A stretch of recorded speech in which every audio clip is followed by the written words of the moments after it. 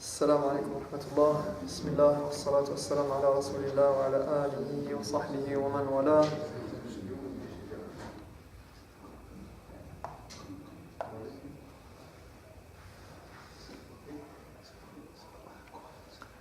رب اشرح لي صدري ويسر لي أمري واحلل عقدة من لساني يفقهوا قولي. Alors on reprend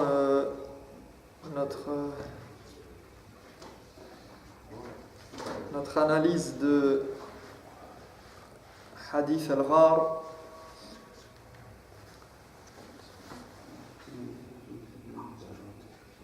de l'histoire des gens de la grotte.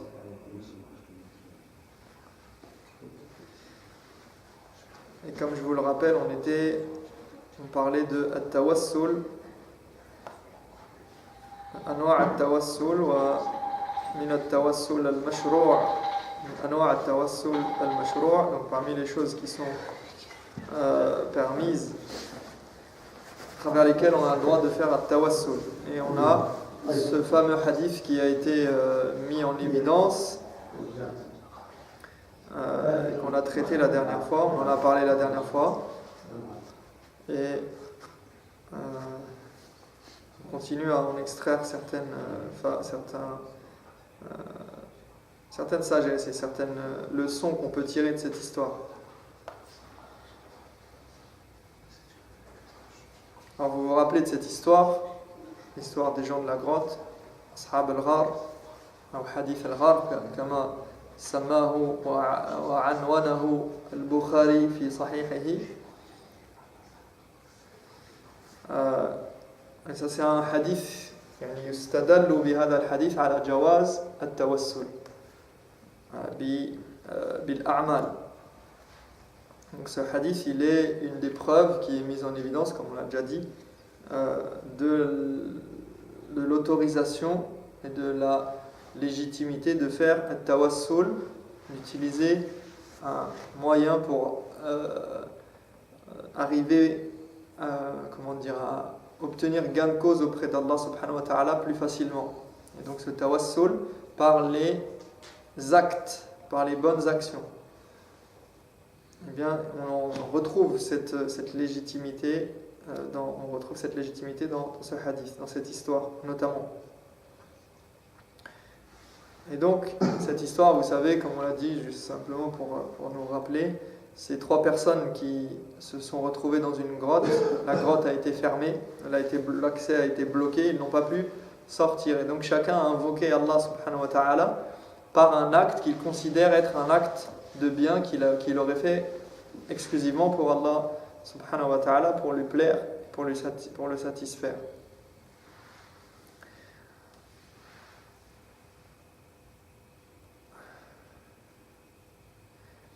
Et donc, on avait trois histoires. Dans cette histoire, on a trois personnes différentes qui sont ensemble et qui ont invoqué Allah subhanahu wa ta'ala par chacun un acte différent qu'ils ont considéré comme étant un acte de bien fait pour Allah subhanahu wa ta'ala. Alors selon les versions du hadith, l'ordre n'est pas toujours le même. Ici, dans cette version, on a l'histoire de l'employeur avec ses employés. Donc on a le premier, il avait un ouvrier qui a refusé de prendre son salaire, et parce qu'il était en colère, il est parti. Cet ouvrier était en colère et il est parti, il n'a pas pris son salaire, et l'employeur, donc cette personne qui va invoquer Allah dans la grotte, donc cet employeur-là, eh bien, il a fait fructifier cet argent, et quand la personne qui était partie sans son salaire est revenue quelques temps plus tard, eh bien, il avait fait fructifier l'argent, et du coup il lui a donné tout le salaire complet, non seulement son salaire, mais en plus ce qui en découlait. Le deuxième, c'était un fils extrêmement bienveillant envers ses parents, et qui avait des parents vieux et pauvres, et qui n'avaient personne pour s'occuper d'eux, et il faisait paître son troupeau la journée, et le soir il revenait nourrir ses parents. Et un jour qu'il était rentré tard, et plus tard que prévu, eh bien, il a trouvé ses parents endormis. Or, il avait pour habitude de ne jamais abreuver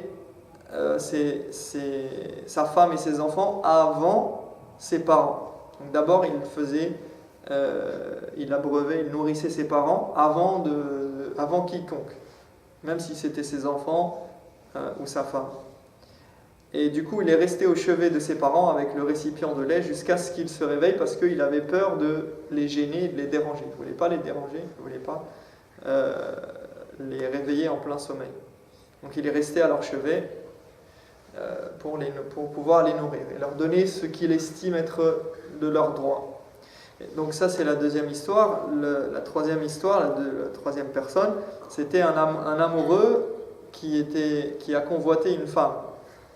Et donc c'était quelqu'un qui était éperdument amoureux de sa cousine, et il lui a proposé de l'argent après qu'elle s'est retrouvée dans une situation très contraignante et dans une situation de misère, et elle finit par accepter de se donner à lui, et finalement au dernier moment, le moment le plus crucial, eh bien, elle le rappelle à Allah et elle lui dit « Ittaqillah », elle lui dit « Crains Allah, crains ton Seigneur », et alors à ce moment-là il s'est réveillé et il est parti et il l'a laissé avec l'argent.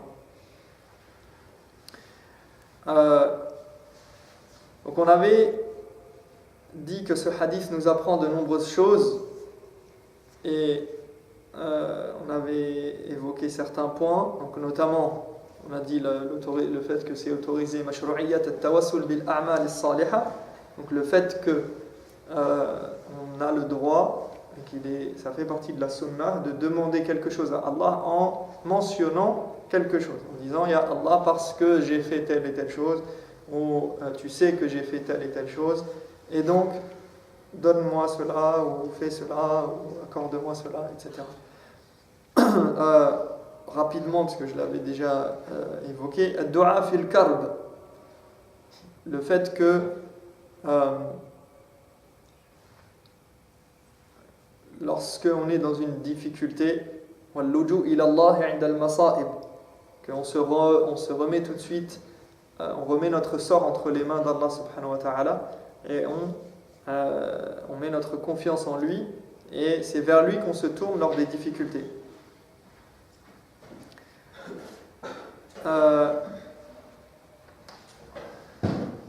Également, on avait dit que Inna Allah la yukhliful mi'ad. Allah subhanahu wa ta'ala ne faillit pas à son engagement et ne manque pas à sa promesse de répondre à celui qui l'invoque et le sollicite, surtout lorsqu'il est dans la difficulté. Troisièmement, donc ça on l'a dit, mashru'iyat at-tawassul bil a'mal as-salihah, le fait de mentionner une bonne action en invoquant Allah pour faciliter l'acceptation de notre demande. Quatrièmement, on a dit, et là quatrièmement, cinquièmement, sixièmement et septièmement, c'est à chaque fois, ça montre la valeur de certaines ibadat, de certaines actions et actes d'adoration, et notamment, premièrement, fadlul ikhlas. Donc, la valeur de ce hadith nous montre la valeur de faire les choses exclusivement pour Allah, de faire un acte uniquement pour plaire à Allah subhanahu wa ta'ala et pas pour autre chose, pas en cherchant un gain de ce bas monde, mais à le satisfaire. Ça, c'est un point commun entre les trois, n'est-ce pas? D'ailleurs, si mes souvenirs sont bons, ce hadith il est classé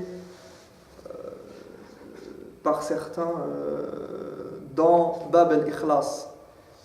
Donc souvent il est mentionné dans des chapitres qui concernent al-Ikhlas, le fait de vouer un culte exclusif à Dieu. Notamment, je crois que dans Riyad al-Salihin, il me semble, Wallahu a'lam, et d'autres kutub. Cinquièmement, donc fadlu birr al-walidayn wa khidmatihima wa ta'thiruhuma 'ala al-awlad wal ahl. Cinquièmement, la valeur de la bienveillance envers les parents, d'être à leur service au point de leur donner la priorité sur ses enfants et sa femme. Donc ça ressort de l'histoire, bien évidemment, de celui qui avait été bienveillant envers ses parents.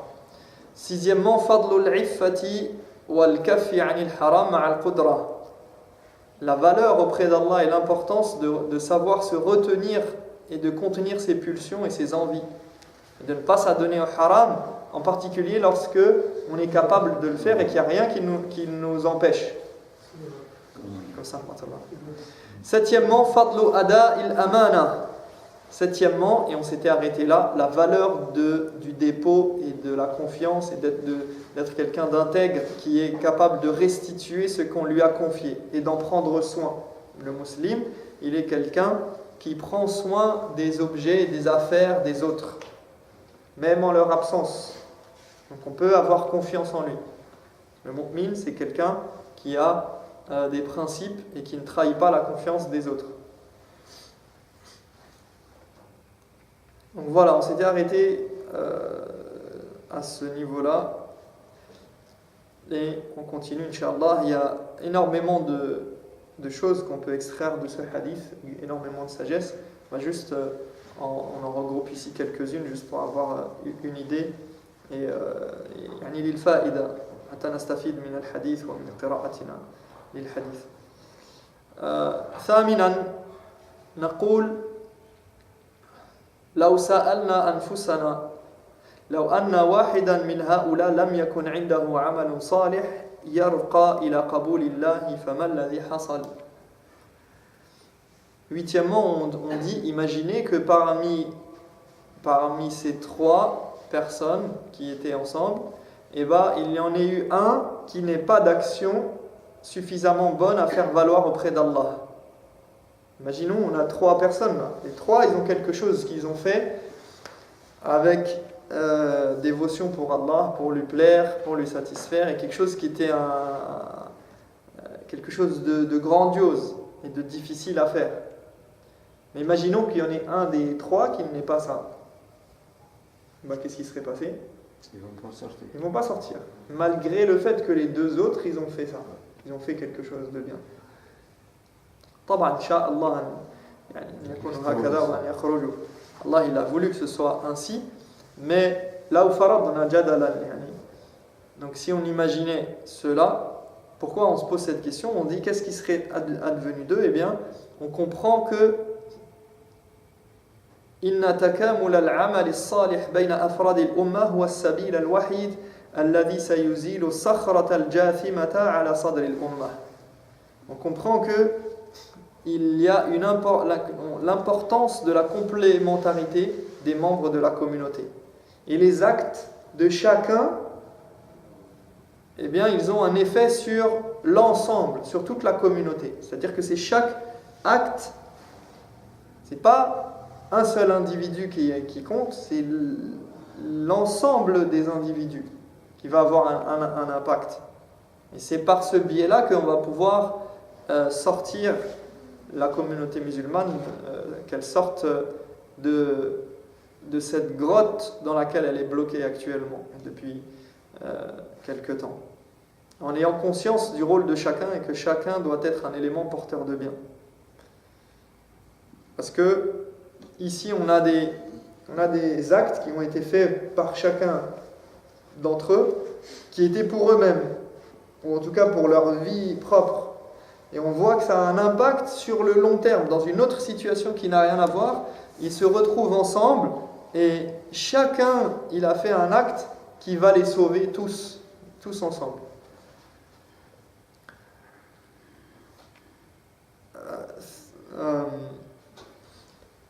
تاسعا, neuvièmement, وكذلك أهمية الصحبة الصالحة. Comme salam. فلكل واحد عمل صالح مصحوب بالصدق والإخلاص وخوف من الله. Dans le prolongement de ce qu'on vient de dire, d'où l'importance de fréquenter des bonnes personnes et des personnes pieuses. On parle dans le cours d'éducation spirituelle, on est en train de parler de fudul al-mukhalata, de cette fréquentation qui est inutile et qui est superflue. La base de la fréquentation chez le musulman, c'est al-sohba salihah.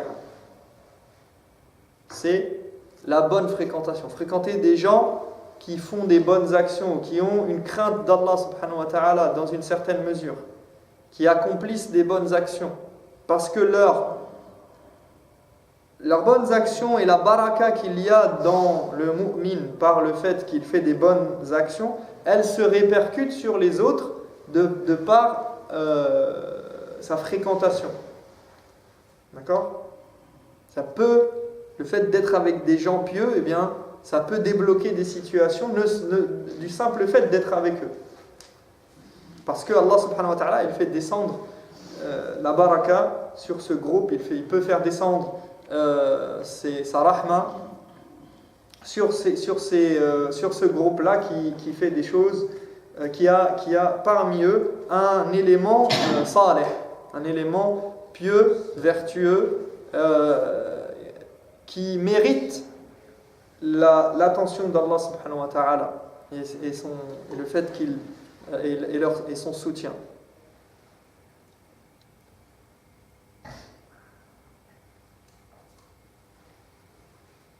وما كان الله ليعذبهم وأنت فيهم وما كان الله ليعذبهم وهم يستغفرون.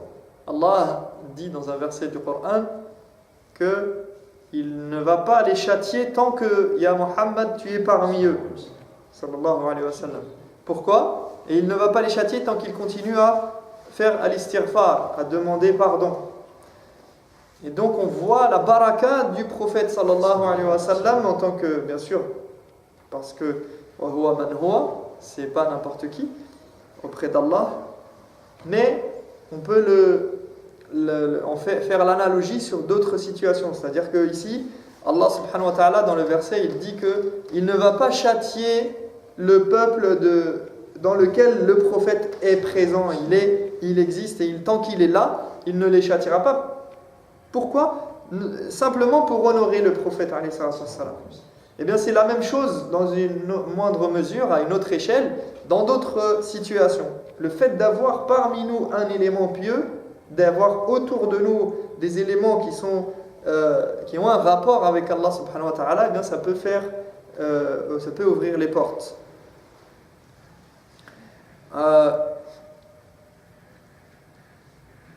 النقطة العاشرة نقول كل واحد من هؤلاء النفر الثلاثة كان له موقع فالأول يمثل علاقة الفرد مع محارمه وأقاربه والثاني يمثل علاقة الفرد مع غير محارمه والثالث يمثل علاقة الفرد مع رب عمله وعلاقة رب العمل مع عامله وهذه العلاقات تمثل بمجملها مجمل العلاقات الاجتماعية في المجتمع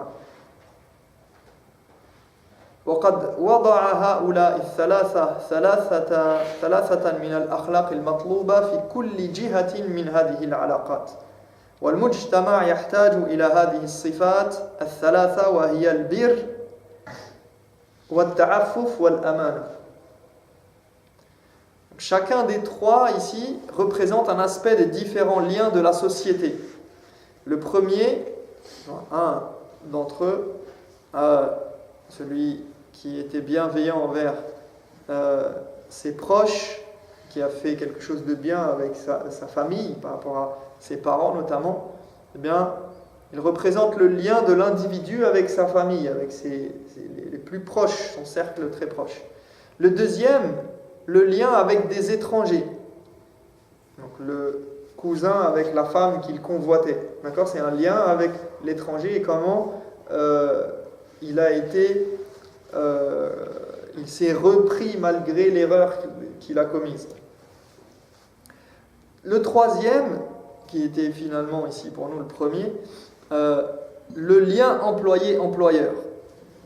Et chacun a fait preuve d'une qualité nécessaire et indispensable pour l'établissement d'une société meilleure. On a al-bir, la bienveillance, al-ta'affuf, la décence et la retenue, et al-amana, l'intégrité et la confiance et la capacité d'être une personne probe et intègre. فإذا كانت العلاقات مع الأقارب يلفها البر والرحمة والعلاقات الاجتماعية الأخرى يلفها التعفف والخوف من الله والعلاقات المادية والتجارية تلفها الأمانة فأي مجتمع هذا المجتمع. Ainsi, imaginez quelle serait la société si les relations entre proches et avec la famille étaient régies par la bienveillance, al-bir.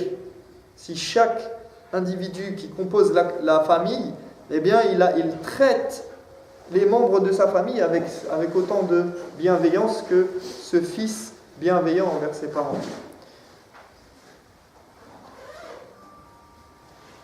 Imaginez si les relations avec l'autre étaient régies par la retenue, la décence et la crainte d'Allah subhanahu wa ta'ala, avec le voisinage, avec les gens qu'on rencontre, les gens avec qui on a un lien très bref.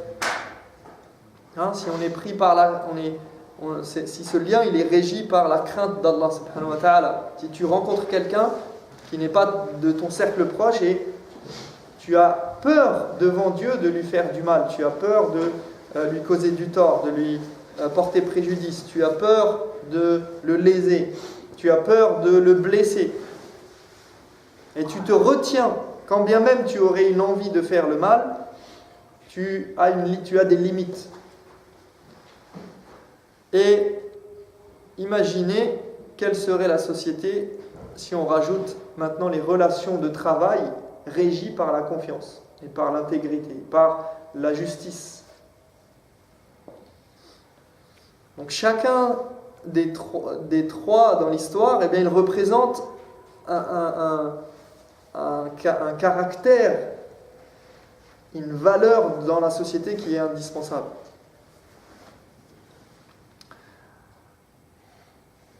النقطة 11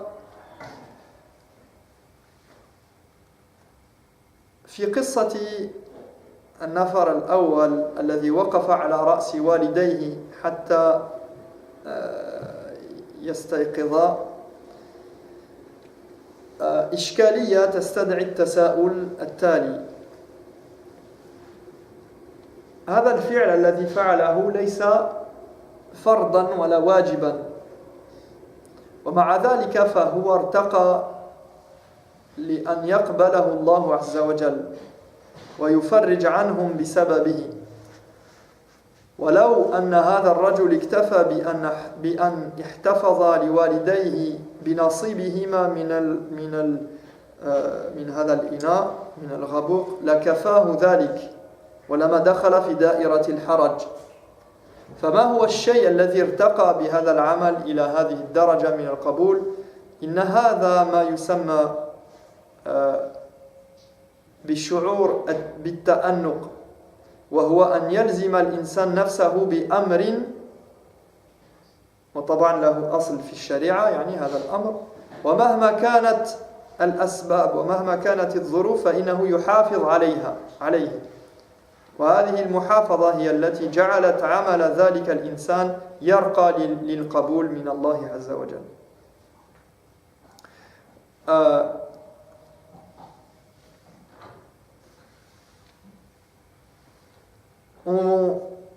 On peut ressortir également de cette histoire et en extraire, et on comprend l'intérêt d'avoir une certaine rigueur avec soi-même et dans l'accomplissement des bonnes actions, même s'il ne s'agit pas à la base d'une chose obligatoire. Car dans l'histoire avec les parents, le fils qui a attendu jusqu'au lendemain, eh bien en fait il n'avait pas besoin d'attendre.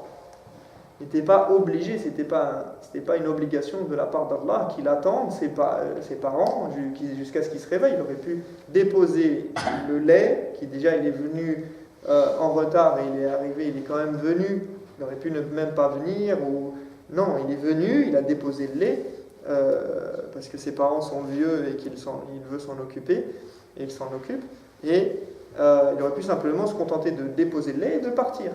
Mais il a préféré, comme c'était son habitude de donner le lait à ses parents lui-même et de les faire boire et de s'occuper d'eux, eh bien, il s'est tenu à cela.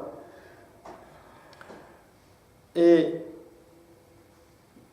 donc ici, on a cette leçon et cette importance qui prend tout son sens dans cette histoire de rester fidèle à ses engagements et de rester fidèle lorsqu'on est à un certain niveau d'action et un certain niveau avec Allah subhanahu wa ta'ala dans notre manière d'agir et de faire des actes, quand bien même ça serait quelque chose de difficile et quelque chose, il faut que ce soit quelque chose qui soit régulier et qui reste. Et Allah subhanahu wa ta'ala, il aime qu'on reste dans cette optique-là. Et comme le prophète sallallahu alayhi wa sallam l'a dit, les actes préférés d'Allah sont ceux قال أحب الأعمال إلى الله أدومها وإن قل. Les actes préférés d'Allah sont ceux qui sont faits de manière perpétuelle, même s'il s'agit de quelque chose d'insignifiant. Donc ce qui est de rester fidèle à soi-même, on a cette leçon ici de rester fidèle à soi-même, de rester, surtout quand il s'agit bien évidemment d'une bonne action que l'on fait pour Allah subhanahu wa ta'ala. Et quand bien même ça serait quelque chose qui peut parfois paraître insignifiant, Allah il préfère qu'on fasse des choses régulièrement, quand bien même c'est une petite chose, plutôt que de faire une fois beaucoup et s'arrêter.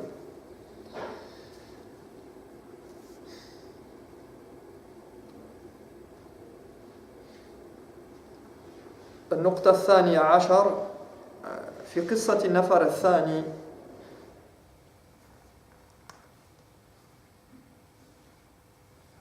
جريمة اجتماعية كبيرة، وهذه الجريمة هي التي دفعت بالفتاة أن تتنازل عن أغلى ما تملك، وإنها جريمة الفقر التي حاربها الإسلام محاربة كاملة، بل جعل هذه المحاربة من أهدافه الأساسية. وما الزكاة وما الصدقات وما الكفارات والنذور في وجه من وجوهها إلا لتحسين وضع الفقراء في الأمة ودفع غوائل الفاقة عنهم. Dans l'histoire avec la femme et son cousin qui l'a convoité, on voit comment la pauvreté est un fléau qu'il est nécessaire d'endiguer, car elle amène les gens à commettre l'irréparable et à commettre le haram. Et c'est pour ça que l'islam, entre autres, a mis tout un tas d'outils à notre disposition pour permettre de réduire le gouffre qu'il y a entre les riches et les pauvres, et de réduire cette pauvreté et d'endiguer ce fléau. Parce que quand les gens ils sont dans la pauvreté, quand ils sont dans la difficulté, eh bien ils se laissent plus facilement tenter et séduire par le haram.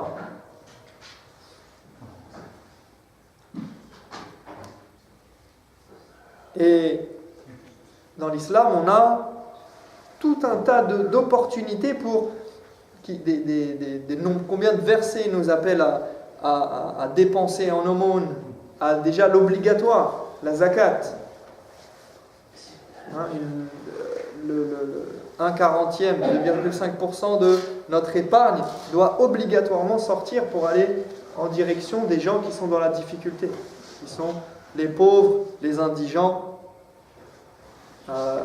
etc. de asnaf mustahiqi zakat.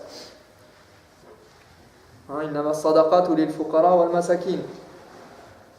D'accord, comme dans le verset de Surat Tawbah, les 8 catégories de personnes qui sont les ayants droit qui méritent la zakat. Eh bien ça c'est déjà obligatoire. Sans parler de toutes les autres formes de zakat qu'il y a tout au long de l'année, soit liées à des événements, soit liées à à la fortune qu'il y a dans le territoire, comme zakat al-rikaz par exemple, sur ce qui sort du sol, ça c'est imposé à l'État, comme zakat al-fitr, etc. Donc ça c'est des choses qui sont soit obligatoires, soit recommandées, et après on a tous les versets et tous les hadiths qui vantent les mérites de faire l'aumône. Et qui dit aumône dit pauvreté, dit quelqu'un qui tend la main et qu'on doit aider. Et dans cette histoire, on voit comment la pauvreté, elle peut amener quelqu'un à faire le haram. Et l'importance d'y remédier. النقطة الثالثة عشر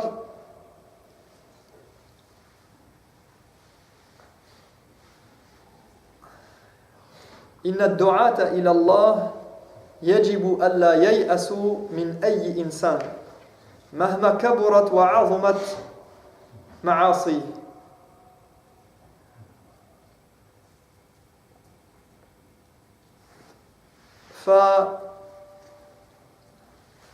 هذا الرجل الذي راود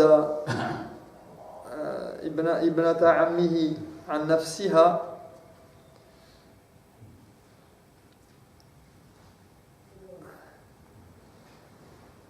يعطي مثالا للمنغمس في المعصية والمخطط لها. 13e,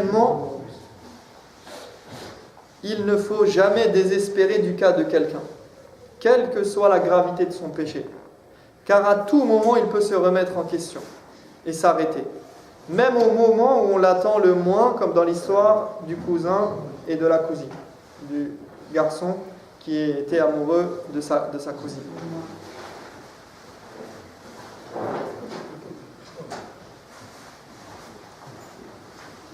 Parce que il a fait tout son possible, il a dépensé tous les efforts et fourni toute l'énergie possible pour atteindre son but. Au moment où il va concrétiser et atteindre son objectif après tout ce qu'il a fait, sachant que je vous rappelle que dans cette histoire, ça faisait longtemps qu'il cherchait à obtenir de sa cousine ce qu'il cherchait. Et qu'il est allé chercher de l'argent, il a réuni de l'argent pour pouvoir acheter sa décence et sa pudeur. Et il est revenu vers elle jusqu'à ce qu'elle soit vraiment dans une grande misère pour qu'elle accepte. Et donc tout ça, ça a été fomenté, ça a été réfléchi, ça a demandé du temps, jusqu'à ce qu'il arrive. Et à ce moment-là, Allah subhanahu wa ta'ala, il lui a permis, il a ouvert, il lui a mis la lumière dans sa poitrine, dans son cœur, et il l'a fait sortir des ténèbres. Donc vous imaginez, il arrive à un point où nous on se dirait ça y est, c'est fini pour lui, il a atteint son objectif, il voulait faire le haram, il a atteint son objectif, c'est fini, on pourrait être dans une posture de quelqu'un qui désespère et qui dit khalas, lui déjà, de toute façon, nous déjà on condamne des gens pour moins que ça. On voit quelqu'un qui fait juste quelque chose qui peut laisser entendre quelque chose de haram, c'est même pas sûr, hein. C'est juste un soupçon, une mauvaise opinion, sous-adhan, et tout de suite on l'enfonce, on imagine tout de suite le pire. Shaitan il vient, il s'immisce, yatasallalu shaitan wa yuwaswis, et il nous fait comprendre que regarde celui-là, il n'a pas honte de faire ceci, cela, comment il ose faire ça. Et tout de suite, on imagine le pire.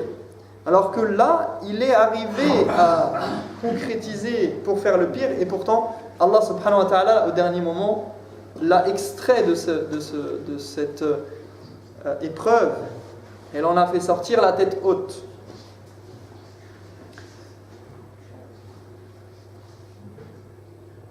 Wal-fa'idatu al-akhira.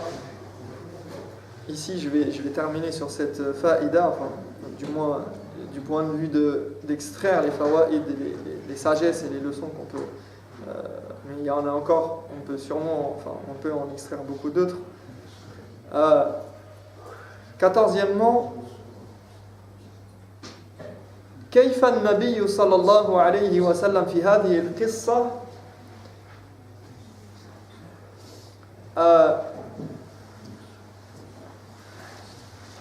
يمثل قمة الإيجابية ولا يركز على السلبيات. فكذلك في قصة الذي راود ابنة عمه عن نفسها فعله دنيء وسيء، لكن الحديث لا يتكلم عن هذا مطلقا، وإنما سيق الحديث مساق المدح له لأنه خاف الله وتركها وترك ما له معها. وكثيرا ما نحن نركز على السلبيات، وهذا في الحقيقة خلاف هدي النبي صلى الله عليه وسلم في سياقه للأحداث والقصص والأخبار. Quatorzièmement, donc on voit ici comment le prophète sallallahu alayhi wa sallam, dans sa manière d'amener l'histoire, il incarne le summum de l'optimisme. Et il avait ce don et cette habitude de voir le bon côté des choses, de voir les choses de manière positive et de se baser et de se focaliser sur l'aspect positif et non pas sur l'aspect négatif d'une histoire ou d'un fait. Encore une fois, celui qui a cherché à séduire sa cousine, eh bien il a fait quelque chose de vil, de mal, de répugnant.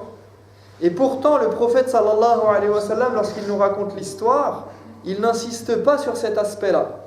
Il le décrit, c'est décrit bien évidemment dans l'histoire, mais on n'insiste pas sur le caractère blâmable de l'acte. Au contraire, le hadith le présente comme une bonne action. Il a fait un acte min al-a'mal as-salihat. Il a fait un acte, d'ailleurs, la preuve c'est que ce hadith il est utilisé dans Bab al-Tawassul ici. Pour montrer qu'on a le droit de faire quoi? De faire al-Tawassul, d'invoquer Allah en mentionnant un acte, une bonne action qu'on a faite. Donc il est mis dans le lot de gens qui ont fait une bonne action. Alors que tout ce qui vient dans l'histoire, c'est mal. Il a cherché à séduire sa cousine, il n'a pas réussi, il a attendu, il a allé chercher de l'argent et tout. Il est arrivé jusqu'à se retrouver avec elle. Et pourtant, on nous présente ça comme une bonne action.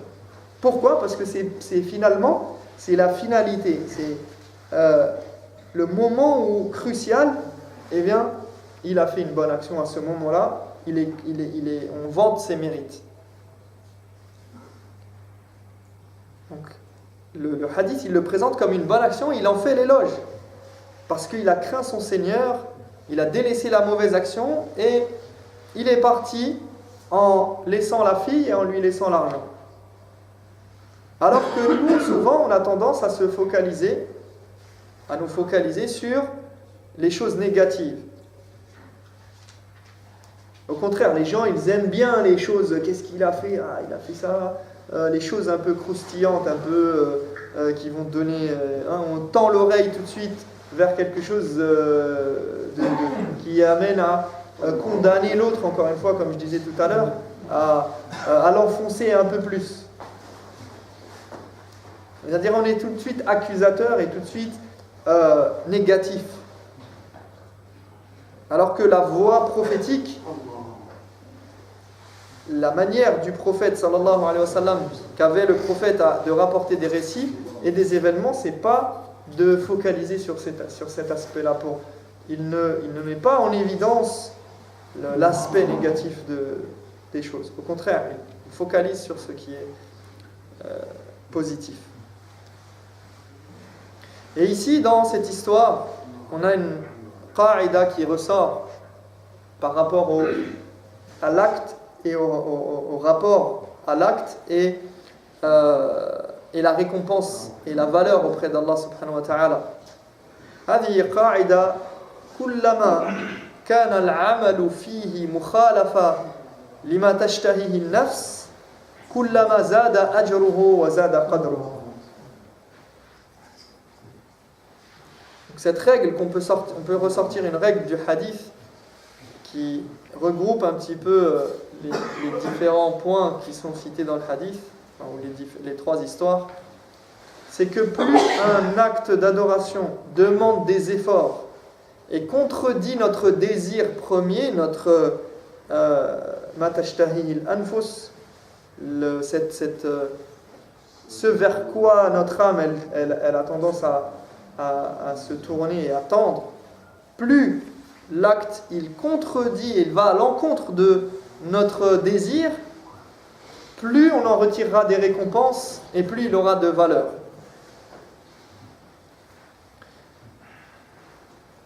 Alam tasma' ila qawli an-nabi sallallahu alayhi wa sallam qala Allah kullu 'amal ibni adam lahu illa as-sawm fa innahu li wa ana ajzi bihi. Limadha as-sawm? Qala yad'u طعامه وشرابه وشهوته من أجلي فكلما كان العمل كان فيه ترك لشهوات المحببة للنفوس مع وجود المقتضي وقوة الدافع وكان المانع هو ابتغاء رضاء الله عز وجل كان الأجر كبيرا وكانت المنزلة كبيرة عند الله عز وجل.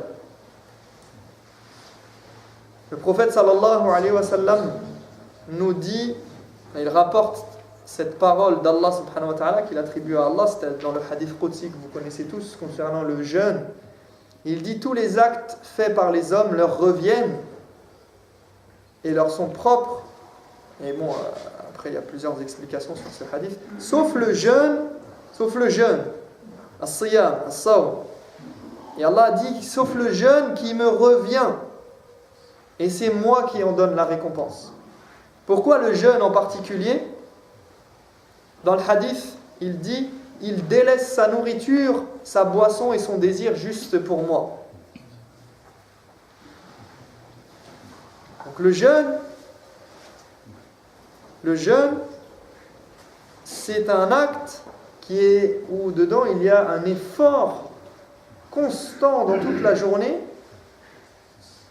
Il faut rester constant dans ce lien et ce rapport avec Allah subhanahu wa ta'ala et ce combat avec an-nafs, avec soi-même, avec son désir. Parce que ça peut se démultiplier dans la journée, ça peut venir à plusieurs moments, de plusieurs manières. Tantôt ça peut être la boisson, avoir soif, ça peut être la faim, ça peut être le désir sexuel, etc. D'accord? Et donc, le jeûne, il fait que c'est pour ça qu'il a une valeur très très importante auprès d'Allah subhanahu wa ta'ala. Naktafi bihadha al-qadr inshallah ta'ala. On terminera avec, donc on a terminé avec ce hadith et on passera à an-naw' al-thalith at-tawassul ila Allah bi du'a'i ar-rajul as-salih alladhi turja ijabatu du'a'ihi.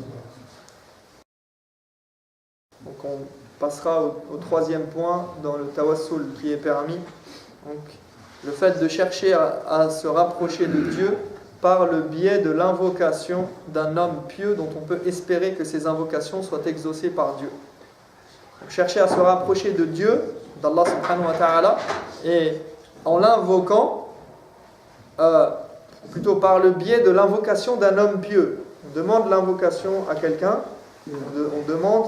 Et là, il est permis de faire ce tawassul-là. De demander à quelqu'un d'autre, un homme pieux, ou une personne qui nous paraît pouvoir défendre notre cause auprès d'Allah subhanahu wa ta'ala, et demander qu'il demande pour nous, qu'il invoque pour nous Allah subhanahu wa ta'ala, et on verra les conditions de cette invocation, et on continuera, Inch'Allah, à parler de at-tawassul, tawassul al-mashru' ou tawassul al-mamnu', ce qui est permis et ce qui est interdit en matière de tawassul. ونسأل الله تبارك وتعالى أن يهدينا لما يحب ويرضى والله تعالى أحكم وأعلم وصلى الله على نبينا محمد وعلى آله وصحبه وسلم أجمعين.